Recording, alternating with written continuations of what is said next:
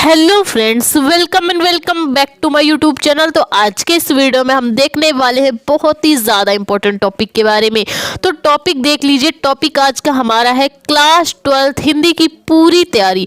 एक ही वीडियो में क्लास हिंदी की हम आपकी पूरी तैयारी कराएंगे। सभी महत्वपूर्ण प्रश्नों को आज के इस वीडियो में बताएंगे, ठीक है। तो बिना आपका टाइम वेस्ट किए स्टार्ट करते हैं हमारा टॉपिक, ठीक है। तो हम क्या करेंगे, सबसे पहले 20 बहुविकल्पी प्रश्न को देखेंगे। इसके बाद हम क्या करेंगे, एक एक टॉपिक आपका अच्छे से क्लियर करेंगे। तो देख सकते हैं आप, हमारा पहला क्वेश्चन है तार सप्तक के संपादक कौन है, ठीक है।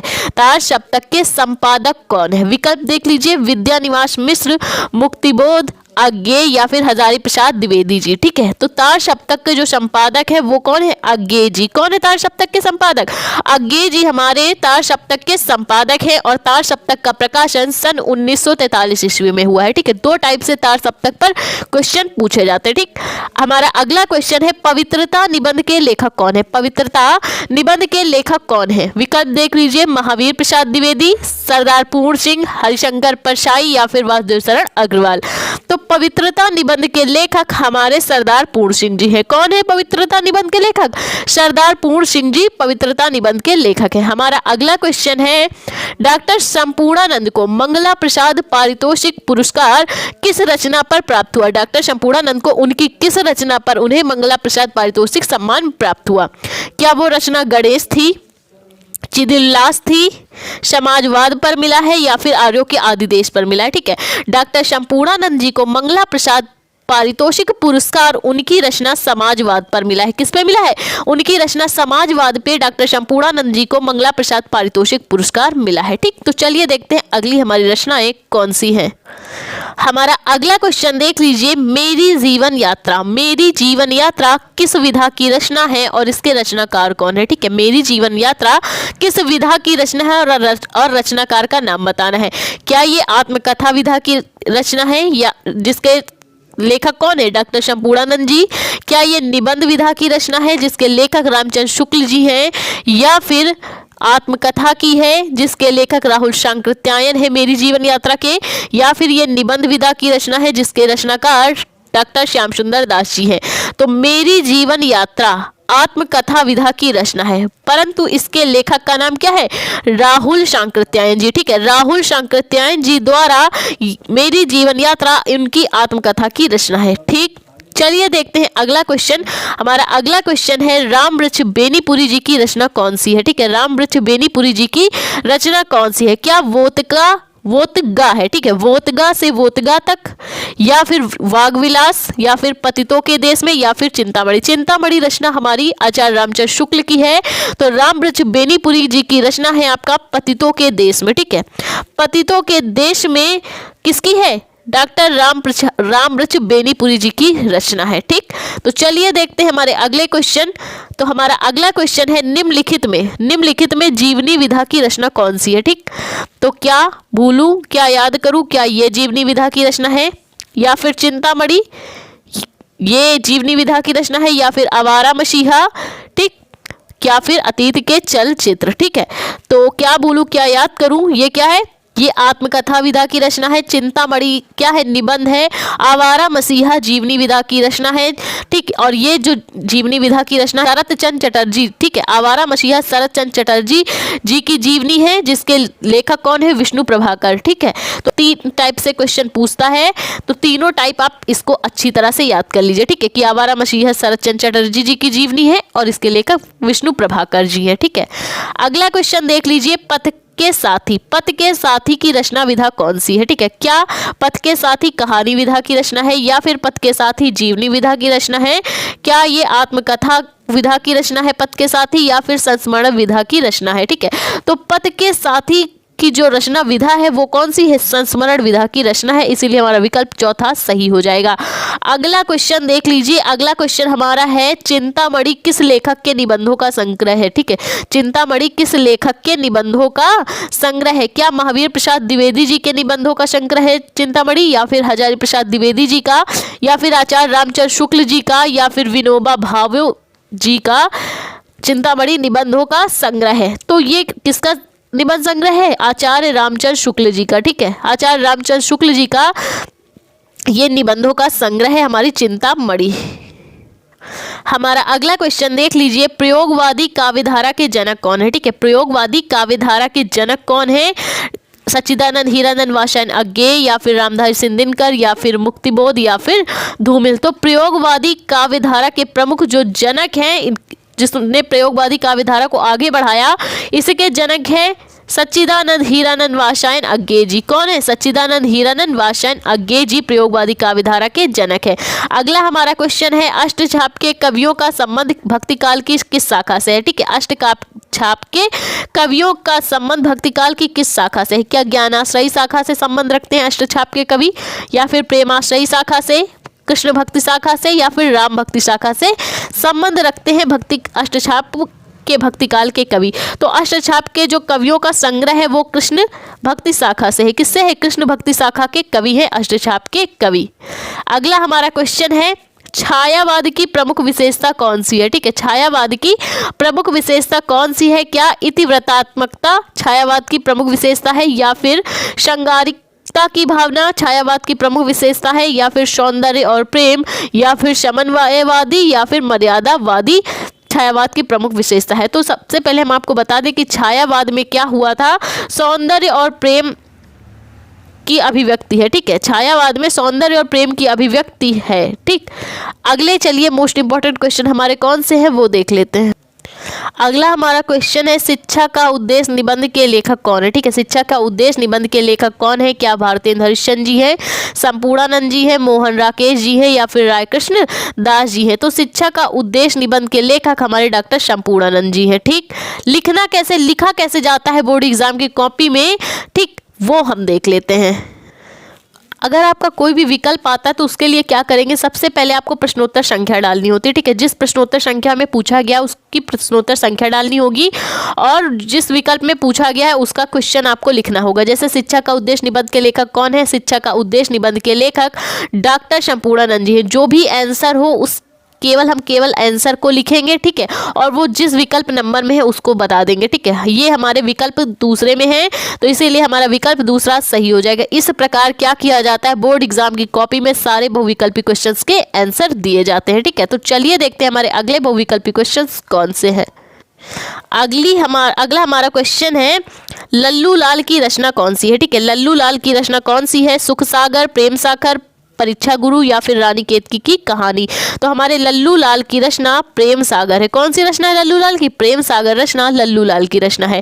पर्दा कहानी के लेखक कौन है? ठीक है, क्या प्रेमचंद जी हैं, अमरकांत जी हैं, जयशंकर प्रसाद जी हैं, या फिर यशपाल जी हैं? ठीक है, तो पर्दा कहानी के लेखक हमारे यशपाल जी हैं। ठीक, अगला क्वेश्चन है, आवारा मसीहा के रचनाकार कौन है?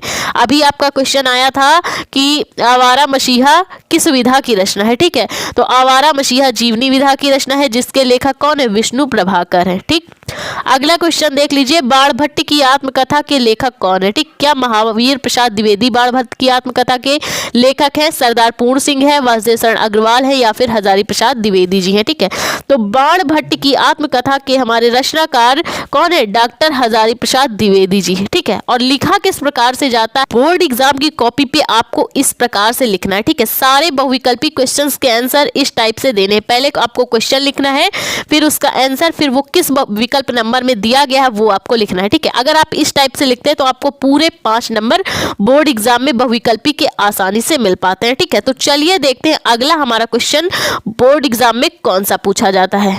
ठीक है, तो बोर्ड एग्जाम में होता क्या है, पहले आपको 10 बहुविकल्पी क्वेश्चन दिए जाते हैं, 5 गद्यांश के आते हैं, 5 पद्यांश से आते हैं। ठीक है, तो वो बहुविकल्पी क्वेश्चन आप कर लेंगे। फिर अगला क्वेश्चन आता है, दिए गए गद्यांश पे आधारित प्रश्नों के उत्तर दीजिए। ठीक है, 1-2 गद्यांश दिए होते हैं, एक अथवा में, एक ऐसे ही। ठीक है, तो देख सकते हैं आप, पहला हमारा जो गद्यांश है, धरती माता की कोख में अमूल निधियां भरी है, जिनके कारण वो वसुंधरा कहलाती है, उससे कौन परिचित ना होना चाहेगा? लाखों करोड़ों वर्षों से अनेक प्रकार की धातुओं को पीस कर पृथ्वी पर अगणित प्रकार की मिट्टियों से पृथ्वी की देह को सजाया गया है। तो कैसे लिख पाएंगे आप गद्यांश और उसके प्रश्नोत्तर? तो चलिए देख लेते हैं। तो इसके लिए आपको क्या करना होगा, सिंपली आपको प्रश्नोत्तर संख्या 3 डाल लेनी होगी। ठीक है, आपको क्या करना है, प्रश्नोत्तर संख्या 3 डाल लेना है और फिर क्या करना है, संकेत की हेडिंग डालनी है। ठीक है, संकेत में क्या होता है, आपको शुरू के 2-3 शब्द लिखने होते हैं, फिर लास्ट के बीच में पूरा में डॉट डॉट लगा दिया जाता है ताकि एग्जामिनर ये समझ ले कि बच्चे ने किस पैराग्राफ का, किस गद्यांश के प्रश्नों को हल किया है। ठीक, तो पहला क्वेश्चन देख लीजिए, उपयुक्त गद्यांश का संदर्भ लिखिए। ठीक है, ये क्वेश्चन इस टाइप से भी आता है, गद्यांश में ज्यादातर इसी टाइप से आता है कि पाठ के लेखक और पाठ का शीर्षक, पाठ का जो भी नाम है, पाठ के लेखक कौन है और पाठ का शीर्षक बताइए। ठीक है, तो अगर आपका क्वेश्चन इस टाइप से आता है तो आपको लिखना होगा पाठ का नाम राष्ट्र का स्वरूप है, लेखक कौन है, वासुदेव शरण अग्रवाल जी हैं। ठीक है, अगर ऐसे आता है क्वेश्चन की पाठ का नाम और लेखक का नाम बताइए। ठीक, अगर क्वेश्चन आता है कि उपयुक्त गद्यांश का संदर्भ लिखिए, तब आपको संदर्भ लिखना पड़ेगा, तब आपको संदर्भ लिखना पड़ेगा प्रस्तुत गद्यांश हमारी पाठ्य पुस्तक हिंदी के राष्ट्र का स्वरूप नामक पाठ से लिया गया है, इसके लेखक वासुदेव शरण अग्रवाल जी है। ठीक है, तो इस टाइप से आपको संदर्भ लिखना होगा। ठीक, अगला क्वेश्चन गद्यांश में हमारे पूछ रहा है धरती वसुंधरा क्यों कहलाती है, हमारी जो धरती माता है वो वसुंधरा क्यों कहलाती है। तो इसका क्वेश्चन भी, हम इस क्वेश्चन का भी आंसर दे देंगे कि धरती माता की कोख में अमूल्य प्रकार की निधियां भरी हैं, जिसके कारण हमारी जो धरती माँ है वो वसुंधरा कहलाती है। ठीक, अगला क्वेश्चन हमारा है रेखांकित अंश की व्याख्या कीजिए और पृथ्वी की देह को किसने सजाया है। तो चलिए इन दोनों क्वेश्चंस को हम देख लेते हैं। तो सबसे पहले हम क्या करेंगे, हम डालेंगे उत्तर नंबर का रेखांकित अंश की व्याख्या। इसमें हमारे जो लेखक है वासुदेव शरण अग्रवाल जी, वो कहते हैं कि धरती माता की कोख में जो अमूल रत्न भरे हैं, इन्हीं रत्नों के कारण हमारी पृथ्वी का एक नाम वसुंधरा भी है, अर्थात रत्नों को धारण करने वाली। ठीक, बहुमूल्य रत्न, धातुएं व खनिज पदार्थ, अन्न, फल, जल और इसी प्रकार की असंख्य अनमोल वस्तुएं जिन्हें भूमि अपने आंचल में छिपाए रहती है, उसका परिचय हम सबको होना चाहिए। उसका परिचय हम कैसे जान सकते हैं, इसका परिचय अर्थात हम सबको ज्ञात होना चाहिए। ठीक है, तो ये हमारा तीसरा क्वेश्चन हो गया। अगला क्वेश्चन हमारा था पृथ्वी की देह को किसने सजाया है। हमारा अगला क्वेश्चन है पृथ्वी की देह को किसने सजाया है, अर्थात लाखों करोड़ों वर्षों से अनेक प्रकार की धातुओं और पृथ्वी को पीस पीस कर अगणित प्रकार की मिट्टियों से पृथ्वी की देह को सजाया गया है। ठीक, अगला क्वेश्चन है भावी आर्थिक अभ्युदय हेतु हमें क्या करना चाहिए। ठीक है, तो देख लीजिए, पृथ्वी की कोख में भरी अमूल्य निधियों और धातुओं और पृथ्वी की देह को सजाने वाली अनेक प्रकार की मिट्टियों आदि की सही प्रकार से जांच पड़ताल करना आवश्यक है। इसी से क्या होगा, हमारे जो राष्ट्र का है भावी आर्थिक अभ्युदय होगा। ठीक, तो देख सकते हैं आप, ये क्या हो गया, एक पैराग्राफ गद्यांश का खत्म हो चुका है। ठीक है, अब जब आपका एक पैराग्राफ गद्यांश का खत्म हो जाएगा तो आपको क्या करना होगा, इस टाइप से लाइन से पूरा बंद कर देना पड़ेगा। ठीक, देख सकते हैं आप, एक पेज में आपको केवल एक ही क्वेश्चन करना होता है। ठीक है, तो जैसे हमने इस वाले पेज में किया था, देख सकते हैं आप, इस वाले पेज में हमने क्या किया था, क्वेश्चन हल किया था। तो इसके जो ये जो दूसरा पेज है उसी पे हम क्या करेंगे, उस क्वेश्चन को रखेंगे। ठीक है, और अगला क्वेश्चन हमें अगले पेज से करना होगा। ठीक, और इस टाइप से आप क्या कर देंगे, ब्रैकेट को बंद कर देंगे, तो एग्जामिनर समझ जाएगा कि बच्चे का जो तीसरा नंबर का क्वेश्चन है वो इसी पेज में आया है। ठीक, और वो अगला क्वेश्चन अगले पेज में देखेगा। ठीक, तो ये बात हो गई गद्यांश की। अब बात करें पद्यांश की। तो देख सकते हैं आप, दिए गए पद्यांश पे आधारित प्रश्नों के उत्तर दीजिए। ठीक है, तो हम क्या करेंगे, ये वाला पद्यांश देखेंगे कि कैसे हम इसको हल कर पाएंगे और इसके प्रश्नों के उत्तर, पूरा पेपर आप कैसे कर पाएंगे, सब कुछ आपको पूरा हल करके बताएंगे। ठीक है, तो देख सकते हैं आप, पद्यांश दुर्बलता का चिन्ह ही विशेष शपथ है, पर अबला जन के लिए कौन सा पथ है। यदि मैं उकसाई गई भरत से हूँ तो पति समान ही स्वयं पुत्र भी खोऊं। तो ये हमारा कैकेयी के अनुताप का है, जिसके लेखक कौन है, वासुदेव, जिसके लेखक मैथिली शरण गुप्त जी हैं। ठीक है, ये कैकेयी के अनुताप का है, जिसके लेखक हमारे मैथिली शरण गुप्त जी हैं। ठीक, क्वेश्चन देख लीजिए, पहला क्वेश्चन हमारा है पद्यांश का संदर्भ लिखिए। ठीक है, अगला क्वेश्चन है रेखांकित अंशों की व्याख्या। तो चलिए दोनों क्वेश्चंस को हम देख लेते हैं। तो इस क्वेश्चन को आपको हल करने के लिए सबसे पहले संकेत डालना होगा और शुरू के पैराग्राफ के 2-3 वर्ड, और इसके बाद क्या करना होगा, लास्ट के शब्द लिख देंगे और बीच में डॉट डॉट लगा देंगे, ताकि एग्जामिनर अच्छी तरह से समझ पाए कि बच्चे ने किस पैराग्राफ के क्वेश्चंस को हल किया है। अब हमारा पहला क्वेश्चन था संदर्भ लिखिए। ठीक, तो संदर्भ कैसे लिखना है, प्रस्तुत पद्यांश हमारी पाठ्य पुस्तक काव्यांजलि में संकलित कैकेयी के अनुताप नामक पाठ से लिया गया। प्रस्तुत पद्यांश हमारी पाठ्य पाठ्य पुस्तक काव्यांजलि में संकलित कैकेयी के अनुताप नामक पाठ से लिया गया है। इसके जो रचयिता हैं आधुनिक युग के श्रेष्ठ कवि तथा राष्ट्र कवि के रूप से सम्मान प्राप्त कवि मैथिली शरण गुप्त जी है। देखा आपने, हमने जो आज का संदर्भ आपका लिखा है उसमें कितने अच्छे वर्डों का यूज किया। जितना अच्छा आप संदर्भ लिखने की कोशिश करेंगे उतने ही अच्छे नंबर मिलेंगे। हो अगर आपका 2 नंबर संदर्भ के मिलते हैं तो आपको, अगर आप अच्छी तरह से लिखते हैं तो आपको पूरे 2 नंबर मिलेंगे, और अगर आपने ठीक तरह से नहीं लिखा तो नंबर कट जाएंगे, 1 नंबर देके एग्जामिनर आपको छोड़ देगा। ठीक, तो चलिए देखते हैं हमारा अगला क्वेश्चन और उसके आंसर। हमारा अगला क्वेश्चन है रेखांकित अंशों की व्याख्या कीजिए। तो चलिए देखते हैं व्याख्या। तो देख सकते हैं आप, इस पद्यांश की हम व्याख्या देखेंगे। यहाँ पर कैकेयी राम को समझाते हुए कहती हैं कि हे पुत्र, अब तुम घर लौट चलो। यदि शपथ ही दुर्बलता की निशानी है तो मुझ अबला के लिए दूसरा कोई भी रास्ता नहीं बचा है। शपथ को छोड़ के अतः मैं कसम खाती हूँ कि मेरे पुत्र, अतः मैं शपथ खाकर कहती हूँ कि हे पुत्र राम, मैं शपथ खाकर कहती हूँ कि इस क्रियाकलाप में मेरे पुत्र भरत का कोई भी हाथ नहीं है। यदि हे विधाता मेरी यह बात तनिक भी झूठ हो तो जिस प्रकार मैंने अपने पति दशरथ को खो दिया उसी प्रकार मैं अपने पुत्र भरत को भी खो दूं, और अब मुझे कोई भी रोकेगा नहीं। इस सभा में उपस्थित जितने लोग हैं, मैं जो कुछ भी कह रही हूँ इसके लिए मुझे कोई भी नहीं रोकेगा, और सब लोग सुन ले। मैंने यह जो पहाड़ सा पाप किया है राम को वनवास भेजकर और भरत के लिए राज्य मांगकर, तो मैं इस पहाड़ से पाप का अब पश्चाताप करना चाहती हूँ। राम को वनवास भेजकर मैंने जो पहाड़ सा पाप किया है, अब मैं भला चुप कैसे रह सकती हूँ। अतः अब मुझे अपने पाप का पश्चाताप करना है। अतः हे पुत्र राम, अब तुम घर लौट चलो। ठीक है, तो ये क्या हो गई, रेखांकित अंश की व्याख्या हो गई। तो चलिए देखते हैं अगले हमारे क्वेश्चन कौन से हैं।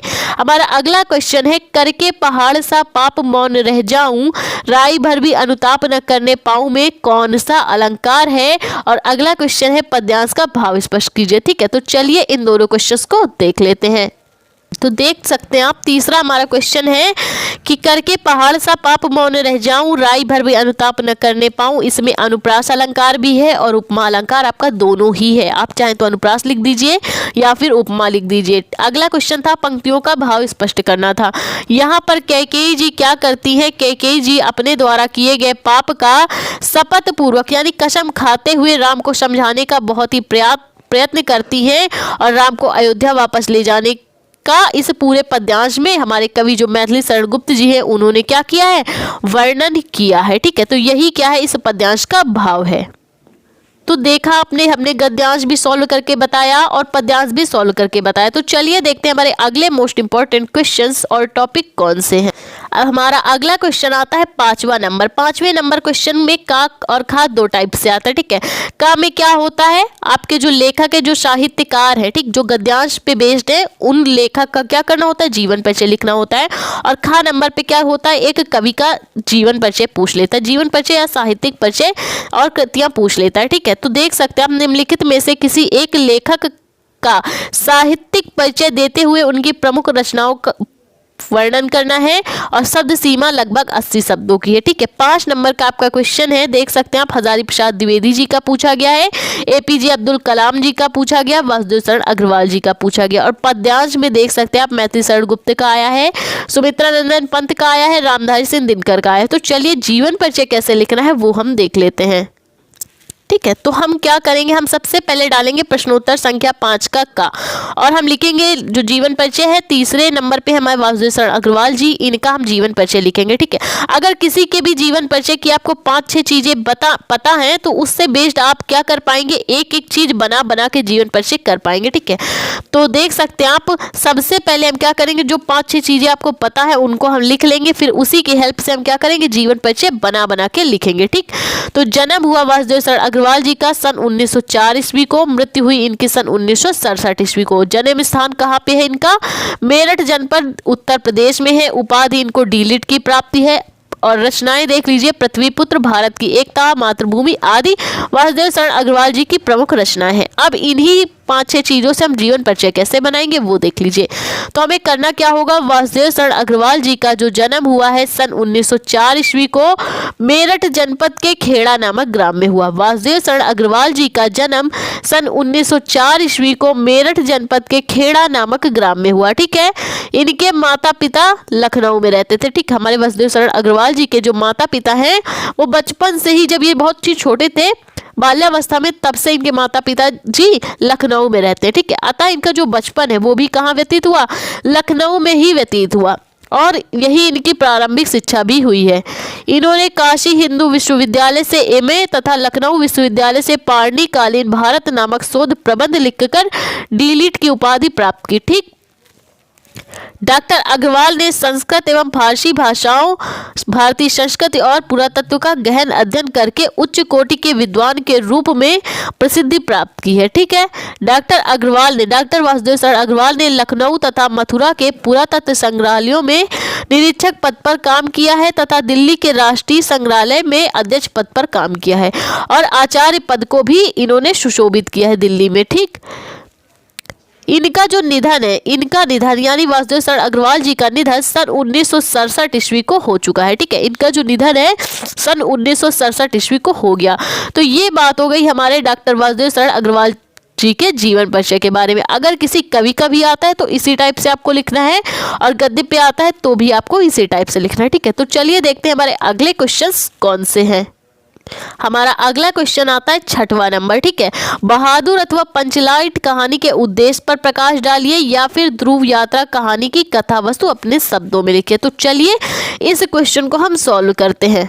देखते हैं बहादुर कहानी का सारांश। इसके लेखक है अमरकांत जी। ठीक है, तो बहादुर कहानी एक मध्यम वर्गीय परिवार में अपने नौकर के साथ किए गए अत्यधिक कटु व्यवहार की कहानी है। ठीक है, जो बहादुर कहानी एक मध्यम वर्गीय यानी मिडिल क्लास फैमिली में अपने जो नौकर के साथ किए गए अत्यधिक कटु व्यवहार की कहानी है हमारी बहादुर कहानी, जिसके लेखक कौन है, अमरकांत जी हैं। ठीक, तो हुआ क्या था इस कहानी में वो देख लेते हैं। बहादुर क्या है, एक नेपाली लड़का है जिसकी उम्र कम से कम तकरीबन 12 से 13 साल की। ठीक है, बहादुर नेपाल का एक पहाड़ी लड़का है जिसकी उम्र करीब 12 से 13 साल की है। ठीक है, वह अपनी माँ के रोज मारने से तंग आकर क्या होता है, शहर भाग आता है। ठीक है, उसकी माँ उसको रोज मारती है और कहती है अपनी रोटी खुद से बना और खुद खा। ठीक, उसको बना के भी नहीं देती।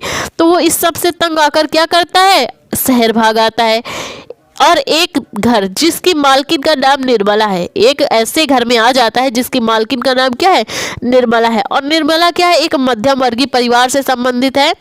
उसके सभी रिश्तेदारों के यहाँ क्या है, नौकर हैं जो घर का काम करते हैं और निर्मला क्या है, एक मध्यम वर्गीय परिवार से है, तो वो नौकर अफोर्ड नहीं कर सकती। ठीक, तो वो क्या करती है, जब बहादुर से मिलती है, बहादुर उससे काम मांगने के लिए आता है, तो सोचती है 12-13 साल का लड़का है, ज़्यादा पैसे भी नहीं देने पड़ेंगे और काम भी करेगा। तो वो ये सोच के बहादुर को अपने घर पे नौकरी पर रख लेती है और वह उसे अपने घर पर यह सोचकर नौकरी में रख लेती है कि इसे ज़्यादा पैसे भी नहीं देने पड़ेंगे। ठीक, तो ये सोच के बहादुर को नौकरी पर रख लेती है।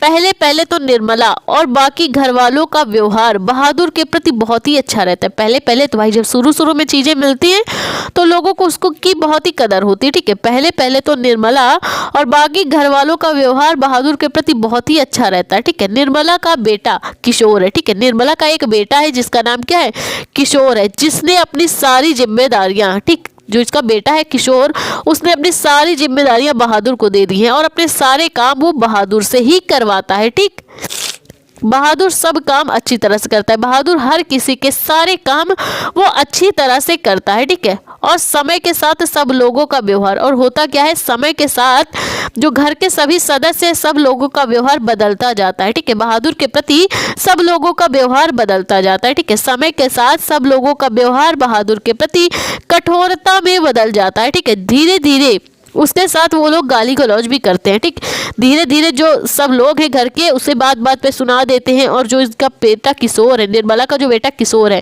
वो तो धीरे धीरे क्या होता है, समय के साथ साथ बहादुर से गाली गलौज करता है और गाली से ही बात करता है, ठीक है। और अब तो नौबत यहाँ आ गई है, और अब तो ये नौबत यहाँ तक आ गई है कि वो बहादुर को मार भी देता था। अगर कोई काम ठीक से नहीं किया बहादुर ने तो गाली गलौज पहले करता था, अब तो मारपीट तक की नौबत आ गई, मारने भी लगता है। अब तो नौबत मारपीट तक की आ जाती है। बहादुर के होने से घर वाले आराम के आदी हो गए थे, ठीक है। नौकर मिल जाने से जो बहादुर है, नौकर मिल जाने से उसके जो घर वाले हैं, निर्मला और बाकी जो घर वाले हैं, वो आराम के आदी हो गए थे, ठीक है। एक दिन क्या होता है, घर पे मेहमान आते हैं, ठीक है। एक दिन क्या होता है, निर्मला के घर में मेहमान आते हैं, ठीक। तो वो क्या करते हैं, अब वो अच्छे से खाते पीते हैं और यहाँ रहते हैं। और जब विदाई का समय आता है, घर से वो जाने लगते हैं, तो सोचते हैं कि बच्चों को पैसे ना देने पड़े, इसीलिए वो क्या करते हैं, कहते हैं कि मेरे पैसे तो चोरी हो गए और ये जो आपका नौकर है बहादुर, इसी ने चुरा लिए। क्योंकि क्या होता है, लोगों को ये बात हजम नहीं होती कि इतने कम पैसे में इनका नौकर भी है, ठीक, ये लोग अच्छे से रह रहे हैं, तो लोगों को बर्दाश्त नहीं होता। इसीलिए वो क्या करते हैं, पैसे भी नहीं देने पड़ेंगे, एक तीर से दो निशाने हो जाएंगे, ठीक। तो उन्होंने क्या किया है, बहादुर पर चोरी का आरोप लगा दिया कि इसने हमारे पैसे चुरा लिए हैं, ठीक। बहादुर पर चोरी का इल्जाम लगा दिया, जिस पर किशोर, जो निर्मला का बेटा है किशोर, बहादुर को मारते मारते बेदम कर देता है, ठीक है। इतना मारता है कि बहादुर एकदम लोटपोट हो जाता है, ठीक, बेदम कर देता है उसको मारते मारते। तब बहादुर घर छोड़कर चला जाता है, ठीक है। तब बहादुर सोचता है कि मैं अपने माँ से भी मार खाता था, वो भी मुझे अपनी रोटी खुद बनाने के लिए कहती है, लेकिन आज क्या हुआ है, जब किशोर उसको मारते मारते बेदम कर देता है, तो वो जब निर्मला से खाना मांगने के लिए जाता है, तो निर्मला कहती तू अपनी रोटी खुद बना और खुद ही खा ले, ठीक। तो वो इससे उसको बहुत ही निराशा होती कि उसकी माँ भी तो यही करती थी, जिस कारण वो घर छोड़ के आया था शहर, ठीक। और यहाँ भी उसके साथ मारपीट हो रही है और उससे भी कहा गया कि अपनी रोटी खुद बना, जिससे वो क्षुब्ध होकर बहादुर घर छोड़ के चला जाता है, ठीक है। परिवार के लोग उसे बहुत ढूंढते, परिवार के जो सभी सदस्य उसे बहुत ढूंढते, क्योंकि क्या हो गया है, बहादुर के आने से सबकी ज़िंदगी बदल चुकी थी, सब लोग आराम के आदी हो गए थे, ठीक है। इसीलिए सब लोग उसे बहुत ढूंढते हैं, परंतु वह नहीं मिलता, परंतु बहादुर अब उनको नहीं मिलता। घर के सभी लोग बहादुर को बहुत ढूंढते हैं, परंतु बहुत ढूंढने पर भी वो नहीं मिलता, ठीक। बहादुर के इस तरह से चले जाने से घर वाले बहुत ही पश्चाताप करते हैं, परंतु अब इससे कोई फायदा नहीं, ठीक है।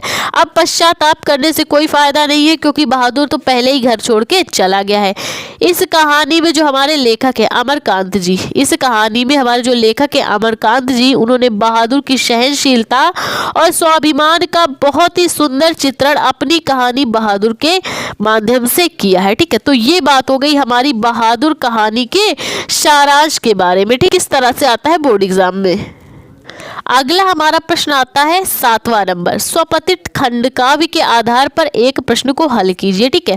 तो आपके यहाँ जो भी खंड काव्य पूछा जाता है आप उसके क्वेश्चन सॉल्व करेंगे। हमारे यहाँ रश्मि रति खंड काव्य पूछा जाता है, तो हम रश्मि रति खंड काव्य के क्वेश्चंस देखेंगे।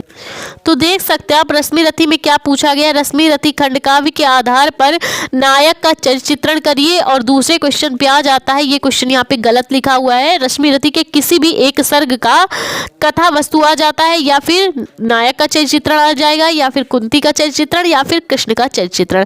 तो चलिए देख लेते हैं हम रश्मि रति खंड काव्य के नायक का चरित्र चित्रण। तो आपको हेडिंग क्या डालनी होगी अपनी बोर्ड की कॉपी पे, कर्ण का चरित्र चित्रण, रश्मि रति खंड काव्य के नायक कर्ण का चरित्र चित्रण। तो चलिए देख लेते हैं। रश्मि रति खंड काव्य में हमारे जो कवि हैं दिनकर जी, रामनारायण सिंह दिनकर जी, उन्होंने कर्ण को नायक बनाकर इसका उत्कृष्ट चरित्र अपना खंड काव्य रश्मि रति के माध्यम से किया है, ठीक। कर्ण का चरित्र धीर, सत्य, दान, शौर्य पर आधारित है। इसकी विशेषताएं निम्नवत हैं। पहली विशेषता है कर्ण की कि वो सच्चा गुरु भक्त है। कैसे है, पंक्तियों के माध्यम से। कर्ण जैसा गुरु भक्त जल्दी देखने को ना सुनने को मिलता है। एक बार होता क्या है, वह अपनी जांघ पर सिर रखकर सोए हुए गुरु को जब विषैला कीड़ा उसको काट लेता है। एक बार होता क्या है, जब कर्ण के जो गुरुदेव है परशुराम जी कर्ण की जंघा पे सिर रख के सो रहे होते हैं, तभी एक विषैला कीड़ा आता है और कर्ण की जांघ पे काट लेता है। परंतु वो ये सोचता है कि अगर मैं अपने पैरों को हिलाऊंगा तो उसके जो गुरुदेव है परशुराम जी, उनकी निद्रा भंग हो जाएगी। वो अपने गुरु से बहुत ही प्रेम करता है, ठीक। तो गुरु की निद्रा में विघ्न पड़ जाएगा, इसी कारण वो अपने क्या करता है, पैर तक को नहीं हिलाता। परंतु जब गुरु की निद्रा खुलती है और गुरुदेव उससे वास्तविकता पूछते हैं, तो कर्ण इस पर सारी वास्तविकता गुरु से कह देते हैं। तो क्या करते हैं जो गुरु परशुराम है वो तुरंत ही समझ जाते हैं कि भाई किसी ब्राह्मण में इतनी सहनशीलता नहीं होती कि वो इतने भयंकर पीड़ा को सह जाए। ठीक है, इसीलिए वो कर्ण को क्या करते हैं, आश्रम से निकल जाने के लिए कह देते हैं। उस कर्ण को आश्रम से निकाल देते हैं। इस पर भी कर्ण गुरु के चरणों की धूल लेकर वहां से चला जाता है। तो कर्ण कैसा है, जो हमारा नायक है कर्ण रश्मिरथी खंड काव्य में, वो एक सच्चा गुरु भक्त है। ठीक, तो चलिए देखते हैं अगली विशेषता हमारे नायक की कौन सी है। देख सकते हैं आप, जो हमारे रश्मिरथी खंड काव्य का नायक है वो सच्चा मित्र है। कैसे है, दुर्योधन द्वारा अपमान से बचाए जाने पर भी वह दुर्योधन का मित्र बन जाता है। दुर्योधन द्वारा अपमान से बचाए जाने पर कर्ण दुर्योधन का मित्र बन जाता है और युद्ध के समय वह माता कुंती तथा श्री कृष्ण के समझाने पर, युद्ध के समय होता क्या है, माता कुंती भी कर्ण को समझाने आती है कि वो पांडवों के पक्ष में आ जाए तथा कृष्ण भी कर्ण को समझाने जाते हैं कि वो पांडवों के पक्ष में आके युद्ध करे, परंतु वह अपने अधर्मी मित्र का साथ नहीं छोड़ता और वो ये कहता है कि चाहे उसके प्राण ही क्यों न चले जाए परंतु मैं अपने मित्र दुर्योधन को नहीं छोड़ूंगा। क्योंकि जब मेरी भरी सभा में अपमान हो रहा था तो एक केवल दुर्योधन ही था जिसने मेरे क्या किया था, मेरे सम्मान की रक्षा की थी और मुझे अंग देश का राजा बनाया था। बात करें अगली विशेषता के बारे में तो कर्ण हमारा महान दानवीर है। कैसे है देख लीजिए, कर्ण के चरित्र की यह सबसे महानतम विशेषता है। ठीक है, इंद्र द्वारा संध्या के समय वेश बदल के आने पर भी वह अपने कवच कुंडल, वो जान जाता है कि ये इंद्रदेव है, साधु का वेश बना के आए हैं और कवच कुंडल दान में मांग रहे हैं, फिर भी वो सब कुछ जानते हुए भी वो क्या करता है, अपने कवच कुंडल इंद्रदेव को दान में दे देता है। तथा माता कुंती भी जब याचक के रूप में कर्ण से भिक्षा मांगने आती है तो भी वो अर्जुन को छोड़ बाकी सारे पुत्रों का जीवन माता कुंती को सौंप देता है कि वो अर्जुन को छोड़कर किसी पर भी वार नहीं करेगा। ठीक, तो देख सकते हैं आप अगली विशेषता है हमारे नायक की कि वो महान सेनानी है। ठीक, कैसे है वो देख लीजिए, कर्ण कौरवों की सेना का सेनापति। हमारा जो नायक है कर्ण वो कौरवों की सेना का सेनापति है और जब वह युद्ध के लिए भीष्म पितामह से आशीर्वाद लेने जाता है, और जो हमारा नायक है कर्ण वो युद्ध के लिए भीष्म पितामह से आशीर्वाद लेने के लिए जाता है तो वो कर्ण से कहते हैं, हमारे जो भीष्म पितामह है वो कर्ण से कहते हैं कि अर्जुन को जैसे कृष्ण मिले हैं, हे कर्ण अर्जुन को जैसे कृष्ण मिले हैं वैसे ही कौरवों को तुम मिले हो, वैसे ही कौरवों को तुम मिले हो। युद्ध में कर्ण के रण कौशल से पांडवों की सेना में हाहाकार मच जाता है। कर्ण के युद्ध कौशल की प्रशंसा तो हमारे श्री कृष्ण भी करते हैं जो कि रश्मिरथी खंड काव्य के सूत्रधार हैं। ठीक, तो ये बात हो गई हमारे जो नायक हैं कर्ण, इनके चरित्र चित्रण के बारे में। ठीक, देख सकते हैं आप, ये हमारे नायक का चरित्र चित्रण हो गया। तो चलिए देखते हैं अगला क्वेश्चन किस प्रकार से आता है। अगला क्वेश्चन आता है हमारे खंड खा में। अब बात आती है संस्कृत खंड की। तो देख सकते हैं आप, क्वेश्चन बोल रहा है हमारा 8वां, दिए गए संस्कृत गद्यांशों में से किसी एक का ससंदर्भ हिंदी में अनुवाद कीजिए। 7 नंबर का आपका क्वेश्चन है, 2 नंबर संदर्भ के और 5 नंबर अनुवाद के मिलते हैं। देख सकते हैं आप, 2 गद्यांश रखे गए हैं और अथवा में दिए गए हैं। तो चलिए गद्यांश आप संस्कृत के कैसे सॉल्व कर पाएंगे वो हम देख लेते हैं। तो इसके लिए आपको क्या करना होगा, सिंपली डालना होगा प्रश्नोत्तर संख्या 8 का। ठीक, इसमें भी संकेत डालना पड़ता है। आपको क्या करना पड़ेगा, शुरू के 1-2 शब्द और लास्ट के 1-2 शब्द। ठीक, संस्कृत में आपको गद्यांश लिखना है तो आपको क्या करना पड़ेगा, संदर्भ भी लिखना पड़ेगा क्योंकि 2 नंबर आपको संदर्भ के मिलते हैं। तो देख सकते हैं आप कैसे संस्कृत में संदर्भ लिखना है। प्रस्तुत गद्यखंड हमारी पाठ्य पुस्तक संस्कृत दिग्दर्शिका के महामना मालवीय नामक पाठ से उद्गृत है। प्रस्तुत गद्यखंड हमारी पाठ्य पुस्तक संस्कृत दिग्दर्शिका के महामना मालवीय नामक पाठ से उद्गृत है। ठीक, इस प्रकार किसी भी संस्कृत खंड का हो या श्लोक का संदर्भ लिखा जाता है। अब बात आती है अनुवाद की, वो कैसे लिखना है वो भी देखते हैं। इसके बाद आपको क्या करना होगा, अनुवाद की हेडिंग डालनी होगी। महामना मदन मोहन मालवीय एक विद्वान वक्ता यानी कि भाषणकर्ता, धार्मिक नेता एवं कुशल पत्रकार थे, किंतु इनका सर्वोच्च गुण जनसेवा ही था। जहां कहीं भी ये लोगों को दुखित एवं पीड़ित देखते थे वहां शीघ्र ही उपस्थित होकर उनकी सब प्रकार से सहायता करते थे। अर्थात प्राणियों या लोगों की सेवा करना ही इनका क्या था, प्रमुख स्वभाव था। इस प्रकार से किसी भी संस्कृत खंड का गद्यांश संदर्भ सहित लिखा जाता है। अब चलिए देखते अगला क्वेश्चन हमारा कौन सा है। अगला क्वेश्चन खा नंबर में आता है, दिए गए पद्यांशों में से किसी एक का ससंदर्भ हिंदी में अनुवाद कीजिए। ठीक है, 2 श्लोक दिए जाएंगे आपको, यानी कि 2 पद्यांश दिए जाएंगे जिसका संदर्भ सहित हिंदी में अनुवाद करना है। देख सकते हैं आप, नमे रोचते भद्रम व उलूकस्य यामि विवेचनम अक्रुध्यस्य मुख्य पश्य कथम कुद्धो भविष्यति। ठीक, ये हमारा उलूक जातकम का है। ठीक, तो चलिए इसको कैसे हल करते हैं ये देख लेते हैं। तो हम क्या करेंगे, संकेत में चूंकि ये 2 ही लाइनों का है तो पूरा श्लोक ही लिख देंगे। ठीक, नमे रोचते भद्रम व उलूकस्याम विवेचनम अक्रुध्यस्य मुख्य पश्य कथम कुद्धो भविष्यति। ठीक, संदर्भ कैसे लिखना है, प्रस्तुत श्लोक, गद्यांश की बात होती तो आप गद्यांश लिखते। प्रस्तुत श्लोक हमारी पाठ्य पुस्तक संस्कृत दिग्दर्शिका के जातक कथा पाठ के उलूक जातकम नामक शीर्षक से उद्गृत है। ठीक, ये किसका है, जातक कथा नामक शीर्षक है इसका, और उलूक जातकम नामक शीर्षक से उद्गृत है। ठीक है, संदर्भ इस प्रकार से लिखा जाता है। और बात करें अनुवाद की तो वो देख लीजिए। प्राचीन काल के प्रथम कल्प में मनुष्यों में भी राजा बनाया गया और पशुओं में भी राजा बनाया गया। इस कारण सभी पक्षियों ने क्या किया, अपनी सभा बुलाई, सभी पक्षियों की भी सभा बुलाई कि हमारे बीच में भी राजा होना चाहिए, बिना राजा के रहना ठीक नहीं है। इसी कारण पक्षियों ने क्या किया, सभा बुलाई और उल्लू को राजा बनाए जाने का प्रस्ताव एक पक्षी ने दिया। ठीक, एक पक्षी कहता है कि चलो क्यों ना इस उल्लू को ही राजा बना दिया जाए। ठीक, तब एक पक्षी उनसे कहता है, तुम लोगों का मुझे इस उल्लू को राजा बनाया जाना ठीक नहीं लगता, क्योंकि इस उल्लू का मुख तो देखो, जब ये बिना क्रोध में ही इसका मुख ऐसा बना हुआ है, चिढ़ा चिढ़ा सा। उल्लू का मुख कैसा होता है, चिढ़ा चिढ़ा सा होता है। ठीक है, तो वही एक पक्षी कहता है कि तुम लोगों का मुझे इस उल्लू को राजा बनाया जाना ठीक नहीं लगता, क्योंकि इसका मुख जब बिना क्रोध के ही ऐसा बना हुआ है, तो सोचो जब इसको क्रोध आता होगा तब इसका मुंह कैसा विकृत यानी कि विकराल हो जाता होगा, अर्थात देखने लायक भी नहीं होता होगा। तो चलिए देखते अगला क्वेश्चन हमारा कौन सा है। अगला क्वेश्चन हमारा 9वां है, निम्नलिखित मुहावरों में से किसी एक का अर्थ लिखकर अपने वाक्य में प्रयोग कीजिए। ठीक है, तो मुहावरे देख लीजिए, तलवार की धार पर चलना यानी खुद ही मुसीबत मोल ले लेना, अर्थ हो जाएगा इसका। टका सा जवाब देना, मुंह पर बात ही कह देना। ठीक, मुंह पर बात कह देना। दाल में काला हो देना, काम का खराब हो जाना। ठीक, काम का खराब होना, दाल में काला होना। तो ये क्या है, मुहावरे और उसके अर्थ है। ठीक, 1 नंबर में आपका मुहावरा आता है। तो चलिए देखते अगला क्वेश्चन हमारा कौन सा है।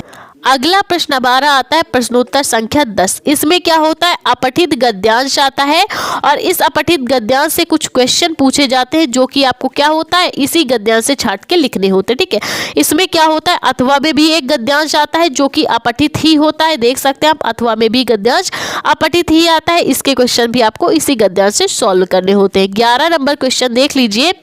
11 हमारा क्या है, शब्द युग्मों को सही अर्थ लिखकर चयन करना है। ठीक, वसन और व्यसन को पहचानना है। तो वसन और व्यसन के लिए 4 विकल्प दिए गए इनसे। तो वसन मीन्स क्या होता है, वस्त्र होता है, और व्यसन मीन्स क्या होता है, आदत होती है। ठीक है, तो आपका विकल्प सी सही हो जाएगा इसके लिए। अगला क्वेश्चन हमारा है, अम्बुज और अम्बुद शब्द के शब्द युग्मों को बताइए। ठीक है, तो अम्बुज मीन्स होता है क्या, अम्बुज मीन्स कमल का है पर्यायवाची अम्बुज, और अम्बुद क्या है, बादल का है। ठीक, कमल और बादल हो जाएगा। ठीक है, जो भी विकल्प हो आपको उसको देख सकते हैं आप। ये भी आपका तीसरे नंबर में है, सी नंबर में दिया गया कमल और बादल। अगला हमारा क्वेश्चन है, निम्नलिखित शब्दों में से किसी एक शब्द के 2 अर्थ लिखने। ठीक है, पहला है हमारा अंबर।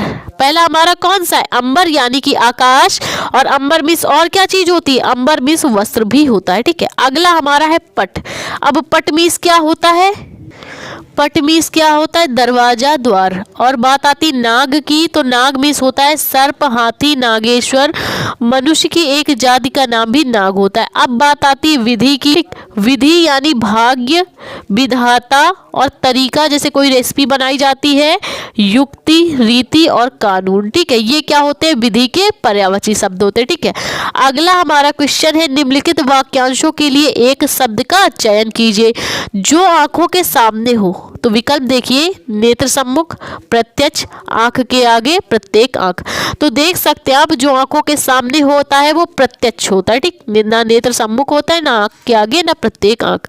अगला हमारा है, जानने की इच्छा रखने वाले को क्या कहते हैं? जानने की इच्छा रखने वाला जिज्ञासु होता है। विकल्प आपका तीसरा सही हो जाएगा। अगला क्वेश्चन है, निम्नलिखित में से किन्हीं दो वाक्यों को शुद्ध करके लिखना है, ठीक है। तो देख लीजिए, तुम तो कुर्सी पर बैठे हैं, यानी इसका सही वाक्य क्या हो जाएगा? तुम तो कुर्सी पर बैठे हो। इस सरोवर में अनेकों कमल खिले हैं। इस सरोवर में अनेक कमल खिले। अनेक क्या है? खुद ही बहुवचन है, ठीक। सम्मेलन में कवित्री ने भाग लिया, ठीक है। कवित्री ने सम्मेलन में भाग लिया है, ठीक। कृपया अनुमोदन करने की कृपा करें, ठीक। कृपया अनुमोदन की कृपा करें, ठीक। वो खुद ही कृपा करने के लिए कहा जा रहा है, करने की कोई आवश्यकता नहीं, ठीक है। अगला क्वेश्चन हमारा 12वां नंबर है, जिसमें रस छंद अलंकार पूछे जाते हैं। तो रस कौन सा है? वीर रस अथवा हास्य रस का स्थायी भाव देते हुए उदाहरण लिखना है। तो चलिए देख लेते हैं। तो वीर रस में होता क्या है? वीर रस में किसी के उत्साह के बारे में वर्णन किया जाता है, वहां पे वीर रस होता है, ठीक है। वीर रस का स्थायी भाव उत्साह होता है, जहां पर उत्साह नामक स्थायी भाव आ जाए, विभाव आ जाए, अनुभाव आ जाए तथा संचारी भाव आ जाए। इन चारों के संयोग से जो रस हमें प्राप्त होता है पंक्तियों को पढ़ने से, वहां पर वीर रस होता है। उदाहरण कैसे देना है? बुंदेले हर बोलो के मुख, हमने सुनी कहानी थी, खूब लड़ी मर्दानी वह तो झांसी वाली रानी थी।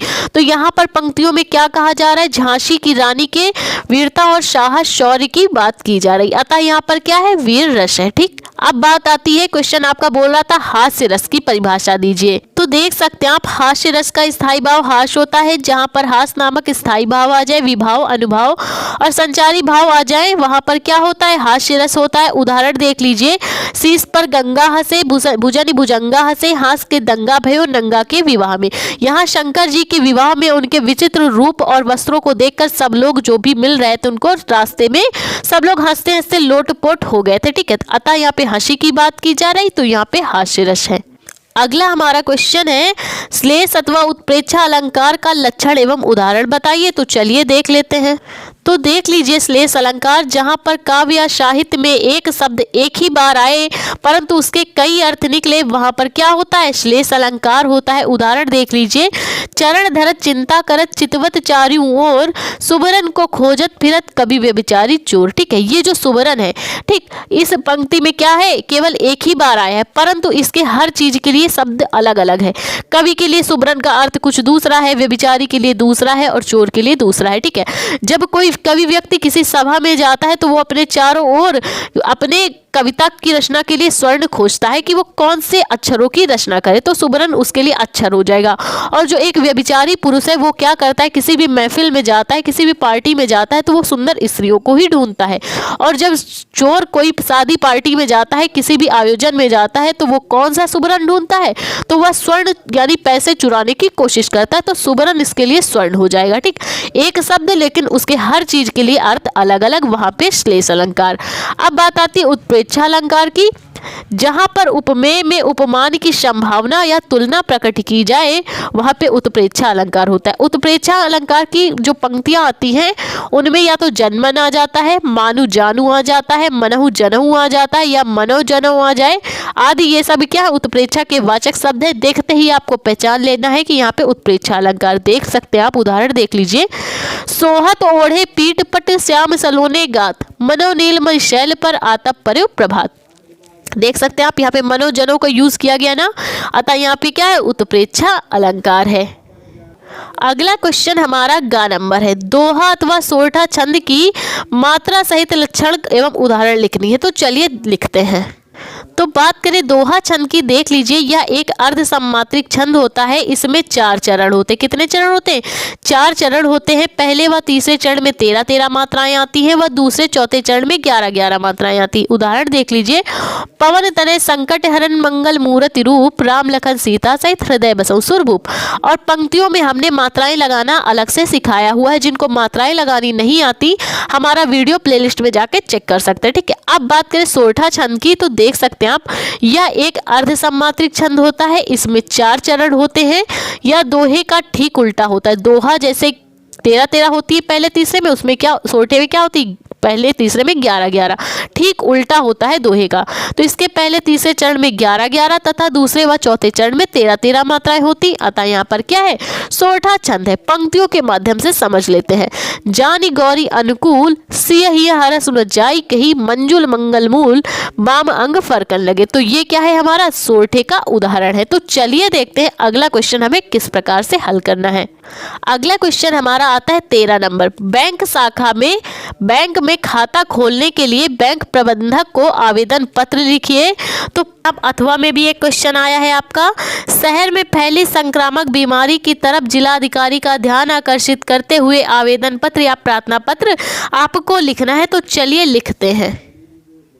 तो देख सकते हैं आप, मोहल्ले की सफाई हेतु या फैली गंदगी हेतु स्वास्थ्य अधिकारी या जिला अधिकारी का ध्यान आकर्षित करते हुए शिकायत पत्र हम लिखेंगे। ठीक है, तो सबसे पहले आपको क्या करना होगा, लिखना होगा सेवा में स्वास्थ्य अधिकारी महोदय, कानपुर नगर निगम, उत्तर प्रदेश। आप जहाँ भी रहते हैं आपको वही का एड्रेस लिखना है। ठीक है, हमने अपना एड्रेस लिखा है, आपको अपना एड्रेस लिखना है। ठीक है, विषय हमारा क्या होगा, मोहल्ले की सफाई हेतु स्वास्थ्य अधिकारी को पत्र। आपको विषय लिखना बहुत ही ज़्यादा ज़रूरी है, क्योंकि क्या होगा, जब आप बोर्ड एग्जाम की कॉपी में लिखेंगे तो आपको ये क्वेश्चन तो पूरा डालने को नहीं मिलेगा। अगर आप विषय लिखेंगे, विषय में आपको क्या करना होगा, मोहल्ले की सफाई हेतु स्वास्थ्य अधिकारी को पत्र आप जब विषय में लिख देंगे तो एग्जामिनर देखते ही समझ जाएगा कि बच्चे का विषय क्या है जिस पर वो निबंध लिख रहा है। इसीलिए विषय क्या होता है, बहुत ही ज़्यादा मोस्ट इंपॉर्टेंट होता है। अब लिखना कैसे है वो देख लीजिए। होगा महोदय लिखना होगा, इसके बाद कॉमा लगा देना है। कॉमा के बाद कैसे लिखेंगे, महोदय सविनय निवेदन है कि मैं कानपुर शुक्लागंज की निवासी हूँ। ठीक, महोदय आपसे मेरा सविनय निवेदन है कि मैं कानपुर शुक्लागंज की निवासी हूँ। हमारा जो मोहल्ला है वो गंदगी के वातावरण में रहने को मजबूर है। आपको यह जानकर आश्चर्य होगा कि हमारे मोहल्ले में कई दिनों से कोई भी कर्मचारी सफाई करने नहीं आया है। आपको यह जानकर आश्चर्य होगा कि कई दिनों से हमारे मोहल्ले में कोई भी सफाई कर्मचारी सफाई करने के लिए आया ही नहीं है तथा हमारे मोहल्ले में जगह जगह गड्ढे व कूड़े के ढेर से जनजीवन हमारा अस्त व्यस्त हो गया है। नालियों में फैली गंदगी से, मच्छरों का भयंकर प्रकोप से हमारे मोहल्ले के निवासियों का दिन का चैन और रात की नींद हराम हो गई है। ठीक, जो नालियों में गंदगी है और मच्छरों के भयंकर प्रकोप से हमारे जो मोहल्ले के निवासी हैं उनका दिन का चैन और रात की नींद हराम हो गई है। अगर ऐसा ही चलता रहा तो जल्द ही पूरा मोहल्ला भयंकर महामारी के प्रकोप में आ जाएगा। अतः आपसे निवेदन है, अतः महोदय आपसे निवेदन है कि हमारे मोहल्ले का निरीक्षण करवाकर हमें अनुग्रहित करने की कृपा करें। ठीक, आगे आपको लिखना है समस्त मोहल्ला निवासी, और जहाँ का आपका एड्रेस हो आप वहाँ का एड्रेस डाल दीजिए और आपको यहाँ पे नीचे डेट डालनी है। इस प्रकार से पूरा लेटर या प्रार्थना पत्र, शिकायत पत्र इस टाइप से आपका लिखा जाता है। ठीक है, इस टाइप से आपको क्या करना होता है, किसी के लिए भी किसी भी स्वास्थ्य अधिकारी, जिला अधिकारी का ध्यान आकर्षित करते हुए शिकायत पत्र लिखा जाता है। ठीक, अब बात आती है हमारे अगले क्वेश्चन की, तो चलिए देख लेते हैं। अब हमारा अगला क्वेश्चन आता है 14 नंबर। निम्नलिखित विषयों में से किसी एक पर अपनी भाषा शैली में आपको निबंध लिखना है। देख सकते हैं आप, निबंध आया है देश में बेरोजगारी की समस्या, आतंकवाद की समस्या और समाधान, और वृक्षारोपण का महत्व। ठीक, इन तीनों टॉपिक में से किसी एक टॉपिक पर आपको निबंध लिखना है। तो कैसे लिखना है वो देख लेते हैं। तो बात आती है बेरोजगारी पर आपको निबंध कैसे लिखना है। क्वेश्चन आप तक आता है बेरोजगारी समस्या या समाधान या फिर बेरोजगारी पर निबंध लिखे। तो आपको क्या करना होगा, सबसे पहले हेडिंग डालनी होगी प्रस्तावना की। ठीक है, आगे आपको लिखना है हमारे देश में बेरोजगारी एक बहुत ही बड़ी समस्या बनकर सामने आई है। ठीक है, बेरोजगार उन लोगों को कहा जाता है जो लोग कार्य करने के योग्य तो होते हैं परंतु उनको काम करने के लिए नहीं मिलता है, लेकिन फिर भी उन्हें कोई काम करने को नहीं मिलता है, जिससे उन लोगों को अपना जीवन जीने में काफ़ी कठिनाइयों का सामना करना पड़ता है, क्योंकि ये लोग गरीब तबके से आते हैं जिनके पास पैसे नहीं होते। ठीक है, वही लोग तो बेरोजगार होंगे ना जिनके पास कोई पैसे नहीं होंगे। हमारे देश में लाखों ऐसे लोग हैं, हमारे जो भारत देश में है लाखों ऐसे लोग हैं जिन्हें रोजगार मिलता ही नहीं है। वो काम करने के योग्य तो है परंतु उन्हें रोजगार ही नहीं मिलता तो वो काम कैसे करेंगे। तो इनके पास पैसे ही नहीं आते। जब रोजगार नहीं मिलेगा, काम करने को नहीं मिलेगा तो पैसा कहाँ से आएगा, ठीक है।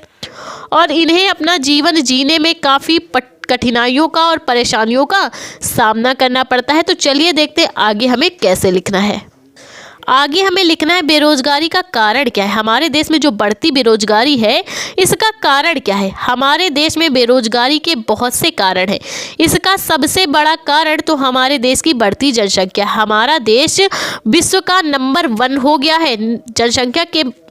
अगर हम जनसंख्या के तौर पर देखें तो हमारा जो भारत देश है इसकी जनसंख्या विश्व में सबसे नंबर 1 पर है। हमारे देश में बेरोजगारी के बहुत सारे कारण हैं परंतु इसका सबसे बड़ा कारण हमारे देश की बढ़ती जनसंख्या है। क्योंकि जब लोग ज़्यादा होंगे नौकरियां कम होंगी तो बेरोजगारी की समस्या उत्पन्न हो जाती है। और स्वाभाविक है आजकल लोग तो बहुत से लोग केवल और केवल सरकारी नौकरी की ही तलाश में रहते हैं।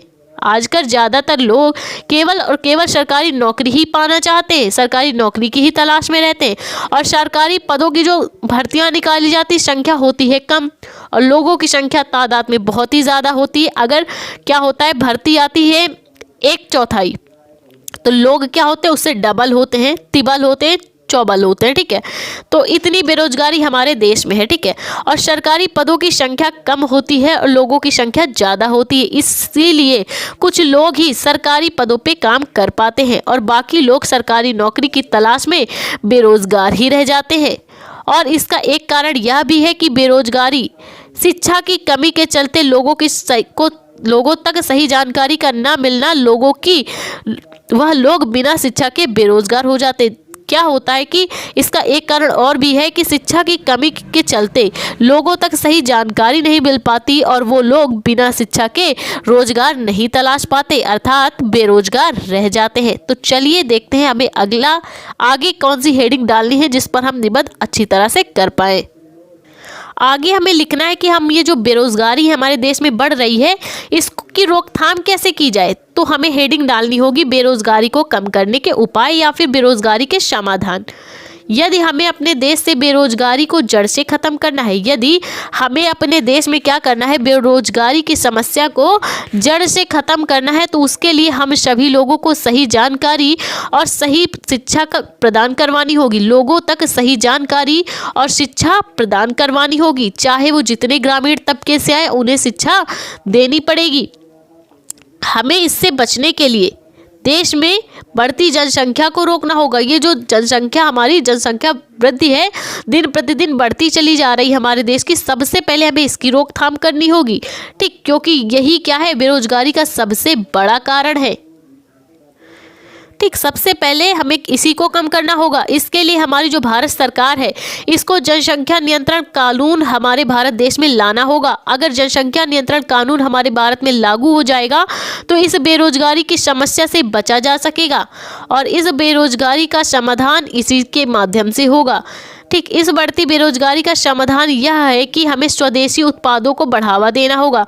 जो चीज़ें हम बाहर से इंपोर्ट करते हैं, निर्यात करते हैं, उससे हमें बचना होगा और अपने ही देश में काफ़ी सारे उत्पाद हमें बनवाने होंगे ताकि क्या हो सके जो लोग बेरोजगार रह जाते हैं उनको भी रोजगार दिया जा सके, ठीक है। तो हमें क्या करना होगा स्वदेशी उत्पादों का बढ़ावा यानी अपने ही देश से करवाना होगा ताकि काफ़ी सारे लोगों को रोजगार मिल सके। जब अपने ही देश में अधिक से अधिक उत्पाद बनेंगे तो लोगों को रोजगार मिलेगा, रोजगार बढ़ेगा, जिससे इस बढ़ती बेरोजगारी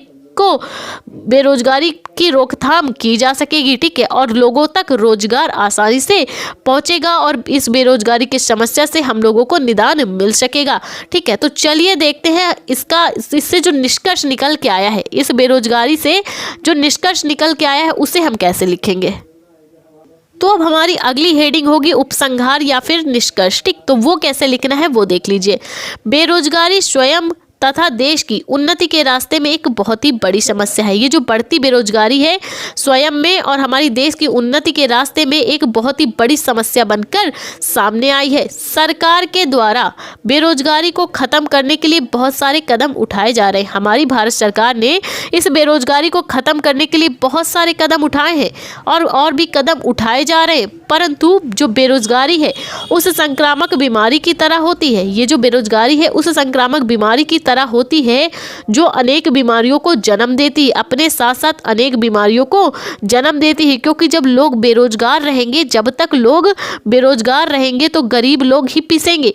उनके पास पैसे नहीं आएंगे तो वो खाएंगे क्या, अपने बच्चों को क्या खिलाएंगे। ठीक है, तो बेरोजगारी उस संक्रामक बीमारी की तरह है जो अनेक बीमारियों को जन्म देती है। ठीक, इसे रोकने के लिए हमें और हमारी भारत सरकार को और भी कार्य करने की आवश्यकता है। नहीं तो आगे चलकर ये बेरोजगारी से परेशान जो लोग हैं, नहीं तो आगे चलकर हमारे देश की जो परेशान जनसंख्या है, जो बेरोजगारी से परेशान है, वो दंगा करेंगे, चोरियां करना शुरू कर देंगे। ठीक है, बढ़ती बेरोजगारी से परेशान लोग दंगा करेंगे और चोरियां भी करना शुरू कर देंगे। इसीलिए हमें क्या करना होगा, इस बेरोजगारी के पक्ष में हमें और हमारी सरकार को कई सारे कदम उठाने पड़ेंगे। ठीक, जिससे इस बेरोजगारी की समस्या को पूरी तरह जड़ से हमारे भारत से हटाया जा सके। अगर आप इस टाइप से निबंध करते हैं तो आपका निबंध 10 नंबर का आता है, तो 10 नंबर आप पूरी तरह से ला पाएंगे। ठीक है, तो इस तरह से की जाती है पूरी हिंदी की तैयारी।